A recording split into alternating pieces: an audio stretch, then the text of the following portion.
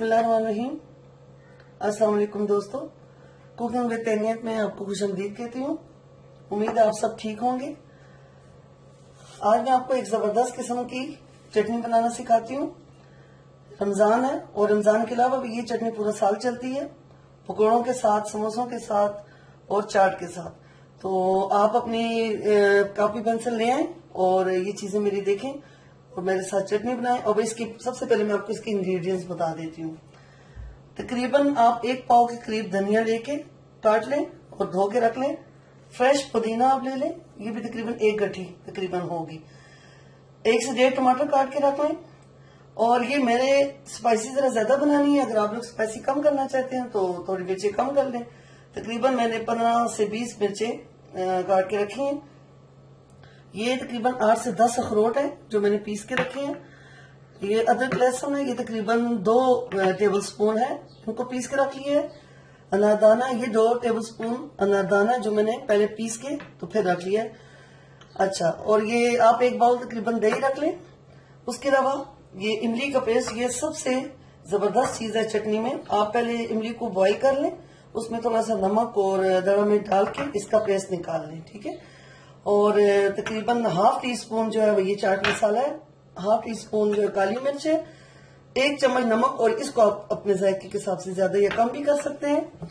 ये जो है ये अजवाइन है और ये काला नमक है, और इससे इमली में बहुत अच्छा टेस्ट आता है। और ये भी ½ टी स्पून डालेंगे।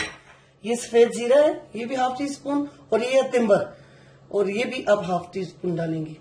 तो तकरीबन 2 से 3 जो है टेबल स्पून जो हम सिरका भी इसमें डालेंगे।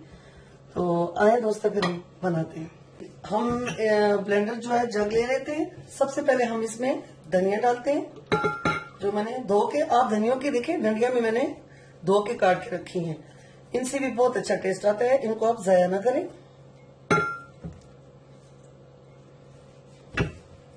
अच्छा, ये देखें पुदीना साथ साथ नीचे करती जाए इस तरीके से।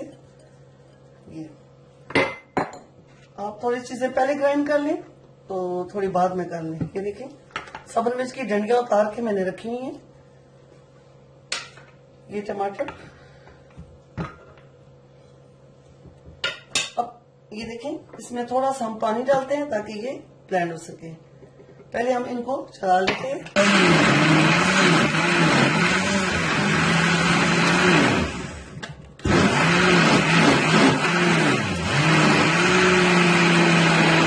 अच्छा, ये देखें कि हमारा थोड़ा ब्लेंड हो चुका है।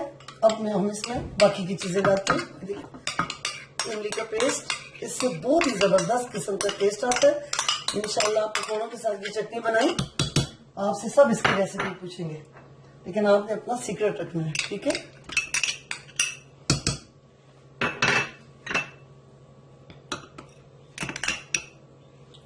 दाना डाला मैंने, ये अखरोट जो पीस के रखे थे,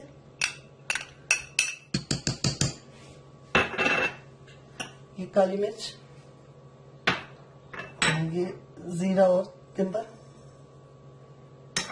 ये अजवाइन और काला नमक, चाट मसाला,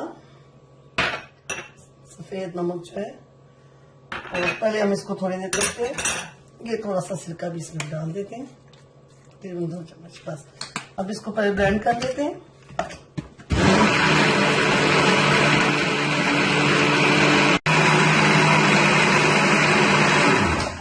ये देखें, ये देखें कितना जबरदस्त चटनी बन चुकी है। अब इसमें हमारा लास्ट आइटम है जो दही, ये हम डाल देते हैं। इसको भी ब्लेंड कर देते हैं।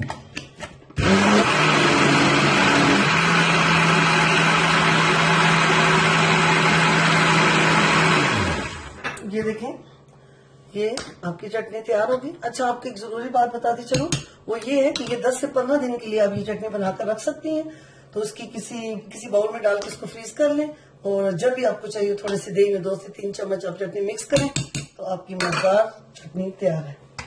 ये देखें हमारी जबरदस्त किस्म की चटनी तैयार होगी, चटपटी। ये देखें, ये तकरीबन मैंने 10 दिन से भी ज्यादा टाइम के लिए बना के रख ली है। ये देखें आप इसको, अब देखिए किस कदर इसका खूबसूरत कलर है, ग्रीन ग्रीन। और इसमें जितने भी चीजें मैंने डाली हैं वो आपकी मैदे के लिए बेहतरीन है। तो आपको अगर जितनी भी चाहिए हो, एक बाउल में आप 1 या 2 चम्मच मिक्स करके अपने पकौड़ों के साथ या समोसों के साथ पेश करें और रमजान में ये चटनी बनाएं और मुझे दुआएं दें।